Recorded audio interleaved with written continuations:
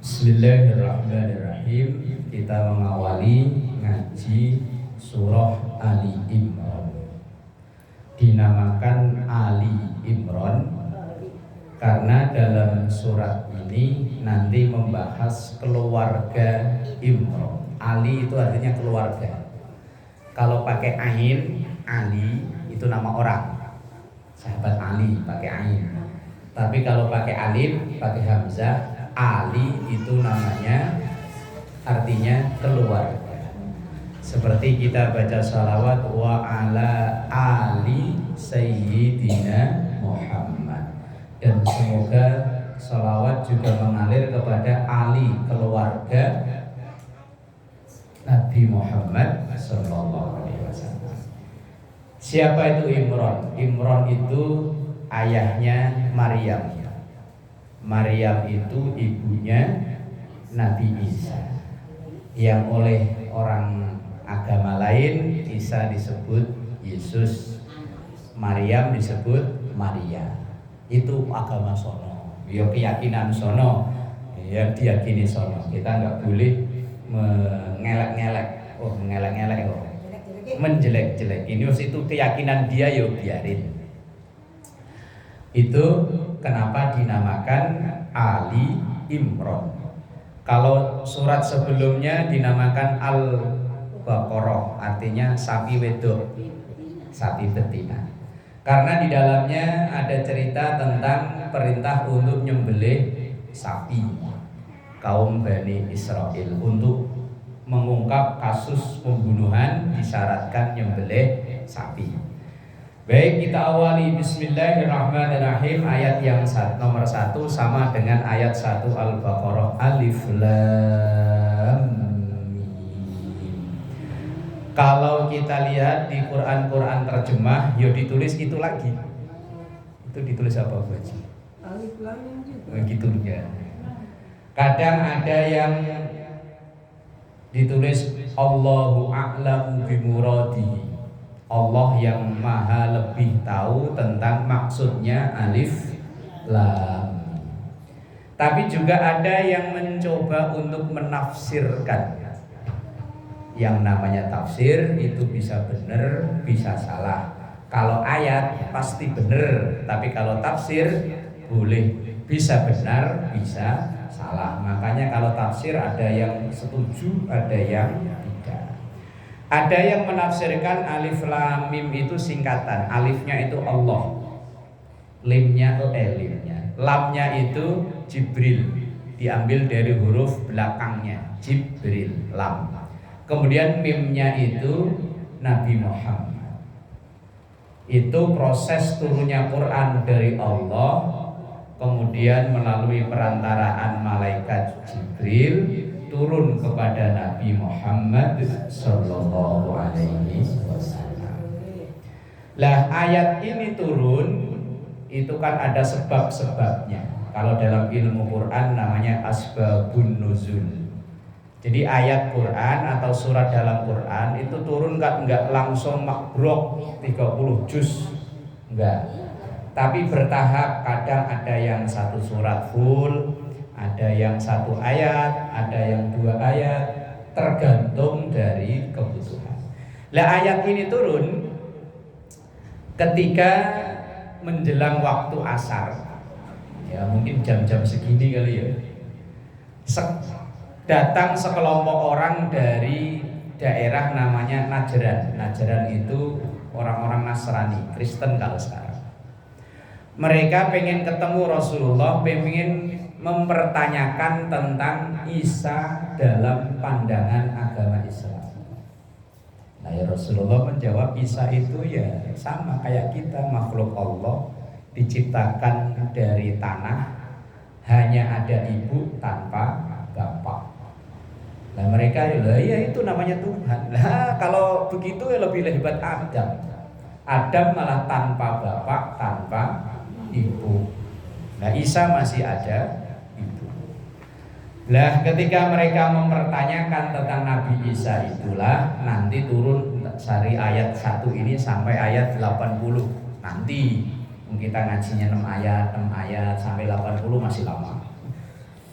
Lah itu awal sebabnya turun surah atau surat Ali Imran ini. Karena Rasulullah diajak diskusi tentang Nabi Isa, siapakah Nabi Isa menurut agama Islam. Kalau dalam Islam Nabi Isa itu ya salah satu dari nabi dan rasul yang merupakan manusia biasa yang butuh makan, butuh minum, butuh istirahat, ya capek, itu manusia, termasuk Nabi Isa. Allahu la ilaha illa huwa al-hayyu al-qayyum. Kalau dibaca putus-putus, ialah Allah, la ilaha, tidak ada Tuhan, tidak ada yang patut disembah, illa kecuali huwa, dia siapa? Ya Allah. Sifatnya Allah Al-Hayyu, termasuk dari Asmaul Husna. Al-Hayyu yang maha hidup, Al-Qayyum dan zat yang maha berdiri sendiri. Kalau di sifat 20, Al-Qayyum itu qiyamuhu binafsihi. Kalau Al-Hayyu hayyan, kan wujud, kita bakok mukhalafatul hawadis, qiyamuhu binafsihi, wahdaniyat, qudrat, iradat, ilmu, hayat. Hayyun, Allah maha hidup, nggak bakalan mati. Al-Qayyum, Allah zat yang berdiri sendiri, nggak butuh bantuan. Kalau kita manusia biasa kayak gini nggak bisa sendiri, nggak bisa. Wong kita duduk aja butuh tempat untuk duduk, kita berdiri ya butuh tempat untuk jalan. Kita makan, yang kita makan nggak bisa kita ngolah sendiri. Apalagi kita orang Jakarta, terima beres. Yang katanya orang kampung, yang katanya nanam sendiri, itu pun masih butuh orang lain. Tapi kalau Allah Al-Qayyum, nggak butuh. Nazzala alaika, nazzala yang telah menurunkan alaika kepada engkau Muhammad al-kitab, kitab yang dimaksud ini adalah Al-Quran, bil haqqi, yang isinya Quran itu semuanya benar. Dan kita yakini semua yang ada dalam Quran itu benar, walaupun kita, akal kita nggak bisa menjangkau itu. Nah, kayak siang-siang kita begini nih, datang ke sini, enaknya merem jam segini nih. Nah, ibu-ibu datang ke sini nyari apa? Nah, terus kalau udah dapat ilmu, nyari ridho Allah. Nyari ridho Allah. Terus kalau udah dapat ridho, nyari pahala. Lah, kenapa kita percaya pahala itu ada? Apa udah pernah lihat pahala yang bentuknya kayak apa?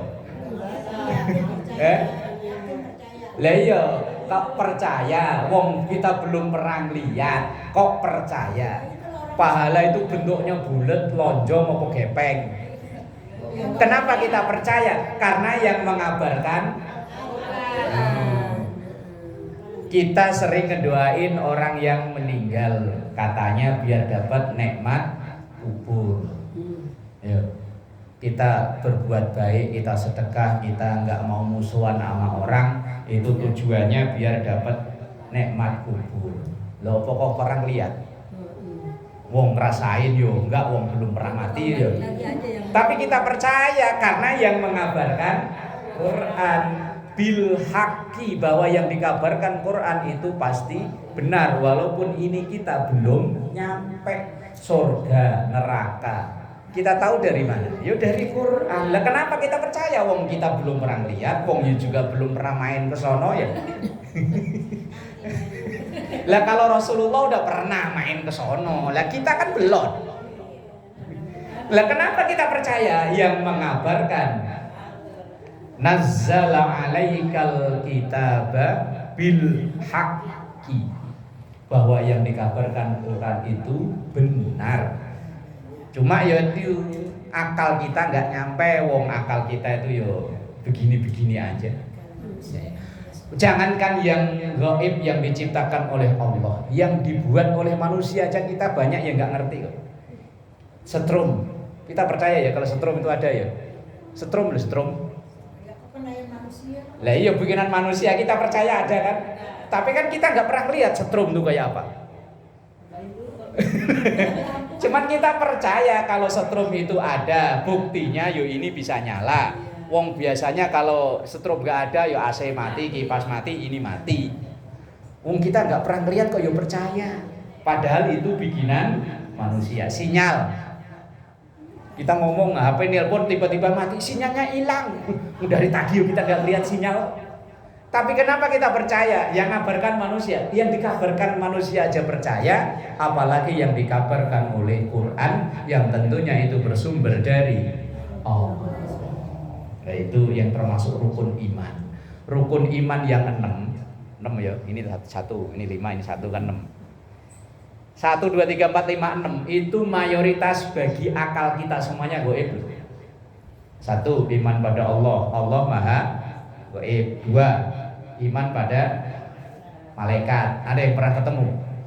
Atau pengen ketemu? Pengen ketemu nggak? Oh nanti dulu.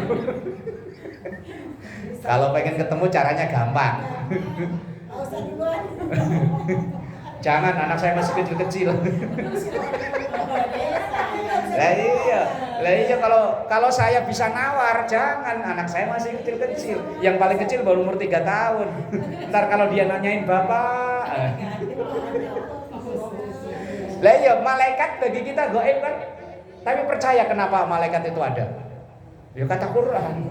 Terus yang ketiga, iman pada kitab Allah. Kitab Allah yang wajib kita imani ada 4. Taurat, Zabur, Injil, Quran. Yang kita lihat kan cuma Quran ya. Yang 3 Injil belum pernah lihat. Oh. Kalau saya udah pernah baca sampai khatam. Dulu satu waktu saya SMA itu kan ada kemah. Kemah kebetulan tenda sebelah saya itu anak Kristen. Lah kebetulan ada salah satu murid yang kalau kita santri lah ya. Dia kemana-mana bawa Injilnya. Lah kebetulan pas acara api unggun ngobrol, saya tanya ngobrol-ngobrol akhirnya jadi teman akrab. Kemudian begitu pulang saya dikasih hadiah Injil. Ya saya baca sampai khatam loh, terbitan tahun 93. Loh, banyak orang yang justru makin kuat Islamnya gara-gara baca Injil. Bapak Ibu kalau suka megang HP, di situ coba aja buka yang mu'alaf center. Di situ orang-orang pinter, orang-orang profesor yang dulunya bukan Islam, dia masuk Islam gara-gara baca. Lah terus setelah iman pada kitab Allah, iman pada nabi. Semua nabi bagi kita gaib, wong kita nggak pernah ketemu, kita nggak hidup sezaman dengan nabi. Yang kelima, iman pada malaikat. Kiamat. Yuk kiamat kita nggak tahu kapan. Kalau kiamat, iya kiamat. Mungkin kita bisa tahu kalau punya tetangga namanya Ahmad, orangnya udah sepuh dipanggil Aki. Kiamat mungkin kita tahu. Kapan datangnya wallahu a'lam. Dulu katanya 999, katanya 12. Yang ramal udah pada mati. Kiamatnya belum. Tapi karena kita yakin bahwa itu akan ada, yang ngabarkan Quran. Terus yang ke-6, iman pada qada dan qadar, ketentuan Allah terhadap kita. Baik entah buruk, kita ini udah punya ketentuan. Kita juga nggak tahu besok, jangankan besok lah, habis ngaji. Kita hanya berencana nanti habis ngaji saya mau ini, rencananya. Tetapi apakah benar terjadi? Wallahu a'lam. Tapi kenapa kita percaya? Yang mengabarkan Quran. Nazzala 'alaikal kitaba bil haqqi. Kemudian musaddiqan lima baina yadayhi wa anzalat Taurata wal Injil. Yang Quran itu juga musaddiqan, membenarkan. lima baina yadayhi, apa yang ada di tangannya, wa anzalat Taurata wal Injil, dan Allah juga yang menurunkan kitab Taurat dan kitab Injil. Quran itu tidak menyalahkan ajaran yang terdahulu, ya hanya melengkapi. Kalau dulu syariatnya berat, nah kemudian begitu turun Quran syariatnya lebih lengkap, lebih ringan. Umat-umat terdahulu ya sholat, tapi sholatnya kayak apa wallahu a'lam. Kemudian turun Quran, tetap ada perintah sholat, cuma ada perubahan. Dulu sebelum Islam ibadah haji ya ada, cuman hajinya itu udo Indonesia telanjang. Jadi cewek cowok telanjang, los. Kalau lagi tawaf itu telanjang. Kok subhanallah, emang begitu dulunya? Karena mereka meyakini, mengajarkan bahwa ketika tawaf itu tidak boleh ada keduniaan yang nempel di badan. Nah ini kan duniaan ya. Baju dunia makanya harus dilepas, wush. Jadi bisa kelihatan. Quran turun, Islam datang, dirubah, tetap pakai baju, tapi bajunya harus seragam, semuanya sama, bahwa menunjukkan semua manusia di hadapan Allah itu sama. Min qablu, dan sebelum itu hudan linnasi wa anzalal furqan. Kitab-kitab sebelum Quran, min qablu, sebelumnya. Jadi Taurat ya di masanya, Zabur di masanya, Injil ya di masanya. Wa anzalal furqan, dan begitu turun Quran, Furqan itu nama lain dari Quran.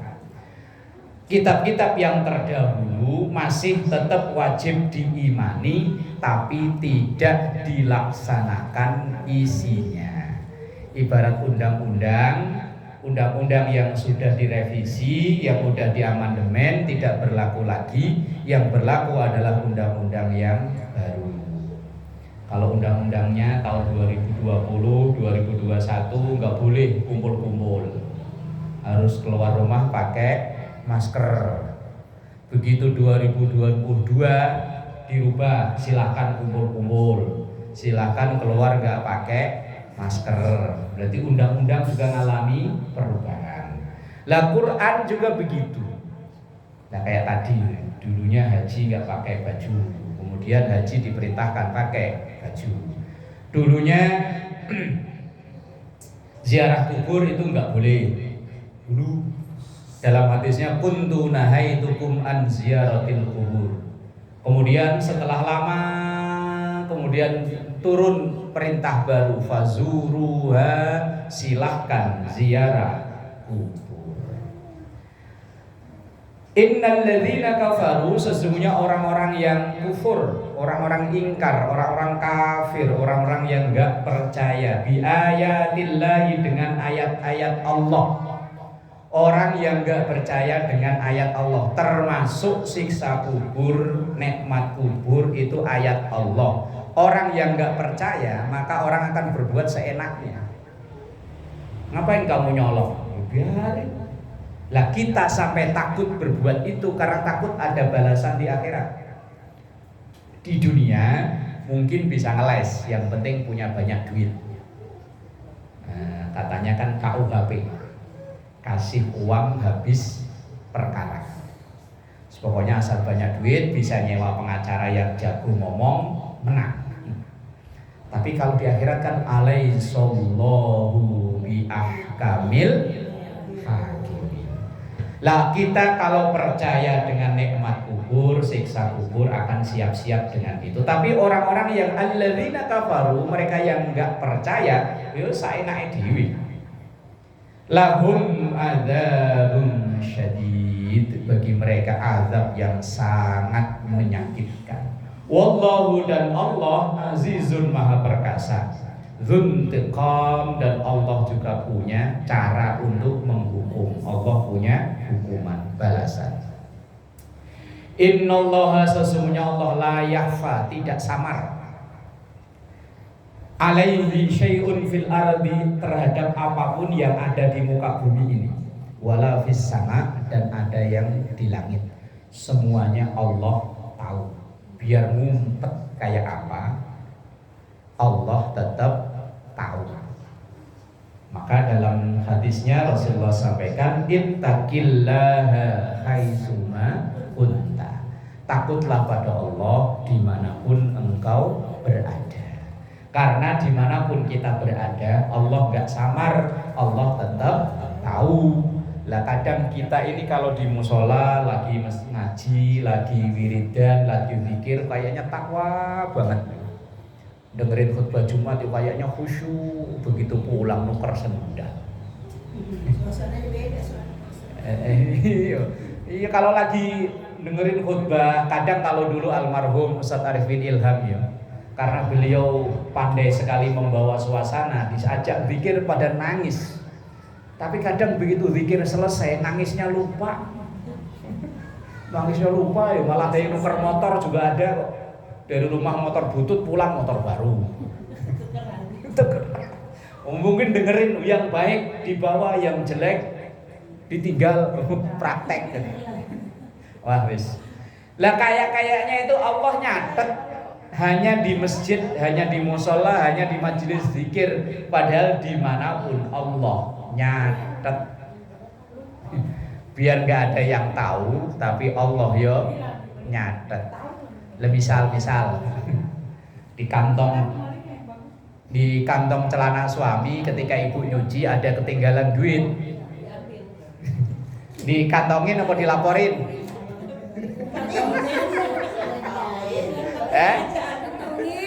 Dilaporin apa dikantongin? Lah kecuali kalau di awal udah ada perjanjian, mah nanti kalau mama nyuci baju kok ada duit, ya udah itu haknya mama. Yo, berarti udah langsung dikantong. Tapi kalau nggak ada perjanjian apa-apa, dosa.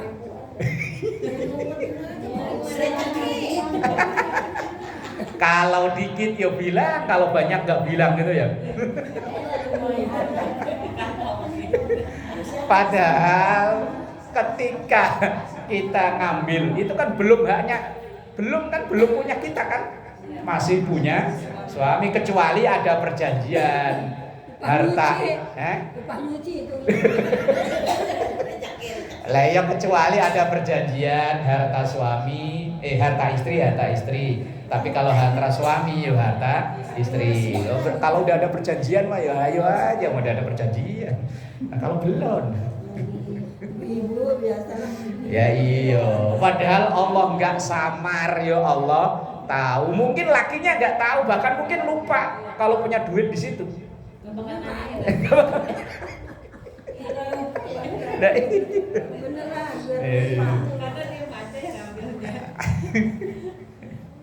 Kecuali kalau suaminya emang tadi udah beritahu kalau butuh ya udah dari situ.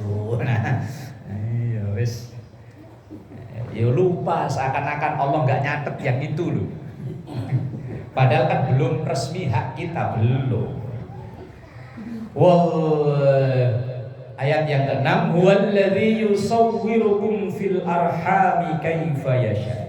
Huwa ialah Allah allazi yang yusawwirukum. Apa itu? Membentuk. Fil arham, dalam rahim.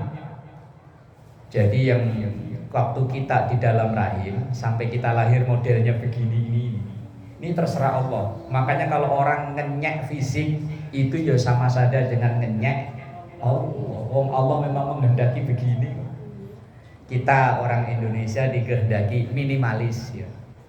Dibanding orang luar kan kita ini minimalis ya. Iya, kalau lagi umroh haji kelihatan asal kecil-kecil orang Indonesia. Loh tapi fisiknya kuat-kuat loh. Dibanding yang orang gede tinggi malah bentar-bentaran ngadem.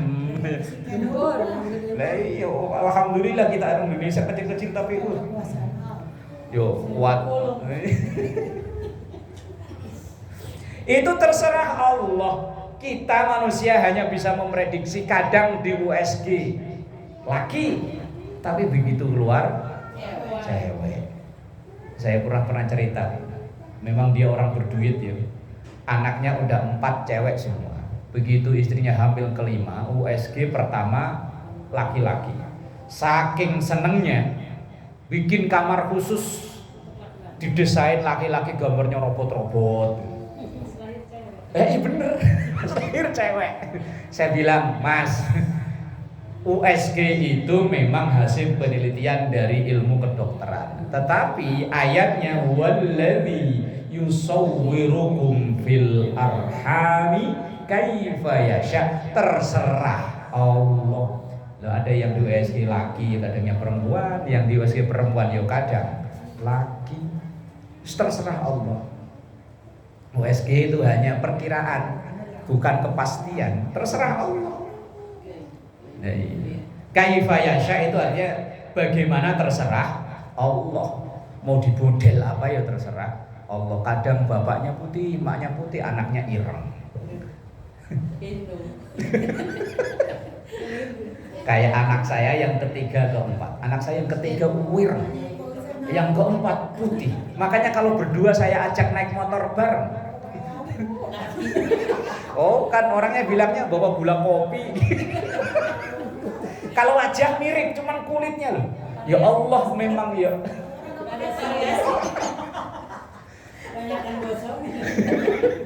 Ya Allah kadang kalau lagi saya boncengin saya ajak kemana, Pak Ustadz ini bener anaknya, lihat mukanya dong, iya mukanya sih mirip, masuk tapi kok beda. Lah ya terserah Allah ya terserah mau dibikin apa. Kadang kalau istri, iya saya perasaan ya enggak ireng, Mas ya enggak ireng, kata orang, tapi anak kita ireng ya.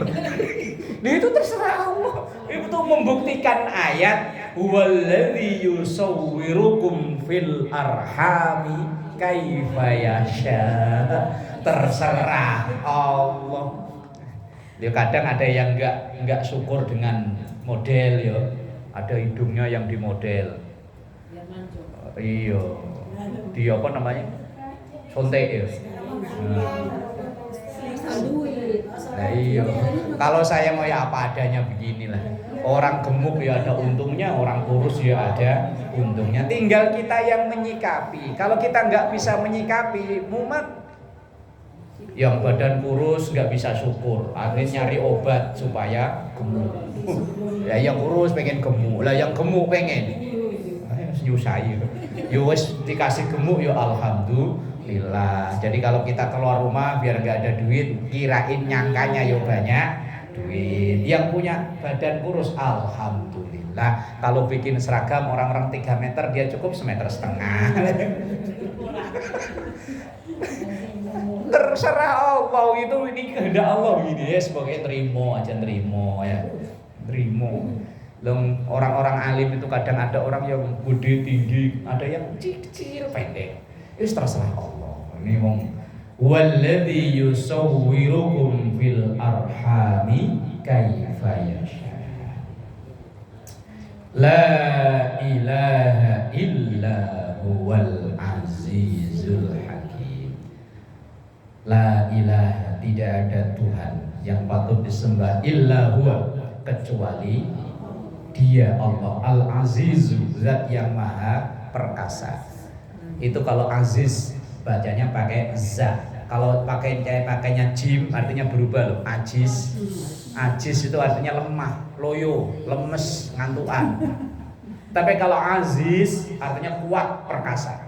Ujungnya ya. Enggak yang tengah, aziz. Yang tengah. Za yang tengah, bukan za yang pinggir. Aziz, aziz, za yang tengah. Itu kalau diganti jim, ajiz. Kalau aziz itu artinya kuat, perkasa. Tapi kalau ajiz, iya seandainya itu yang za tengah. Itu kan setelah ain kan ada huruf za. Lah kalau pakai za artinya kuat, perkasa. Tapi kalau pakai jim, ajiz, lemah, loyo, ngantuan. Artinya beda jauh. Maka kalau misalnya ada orang namanya Aziz kok dipanggil ajiz,